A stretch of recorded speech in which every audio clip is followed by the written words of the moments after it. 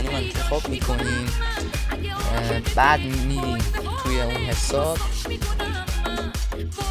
اینجا گوشه آرم رو میبینید، دوستان توجه کنید آرم میبینید، گوشه آرم میزنیم، بعد افزودن حساب دیگر رو میزنیم، جیمیل همون جیمیل اون اکانتی که میخوام بزنیم وارد میکنیم، بعد از همون گذرواژه میخواد. ما روی گذرواژه کلا گذرواژه نمیدونیم چون فراموش کردیم یا طرف گذرواژه رو عوض کرده، کلا کاری ندارم، روی گذرواژه رو فراموش کردم میزنیم، بعد میاره آخرین گذرواژه رو یادداری بنویسید، بازم میزنیم روش‌های دیگر، میاد کد بکاپ، اینجا کد بکاپ انتخاب میکنیم، اما هشت یعنی کد پشتیبان، اینجا کد پشتیبان رو وارد میکنیم، میاره که از طرف گوگل یک پیوند براشون حساب کرده.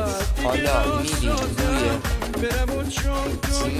تیم کد گوشی، اونجا پیامی که براشون ارسال شده با اون تیمه که میخوام بزنیم میریم لغو درخواست میزنیم.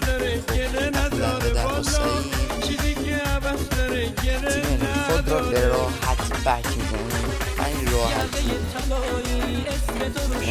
دوستان رسیدیم انتهای ویدیو، امیدوارم که راضی باشید و کار بکنه تا ویدیوهای بعد. بدرود.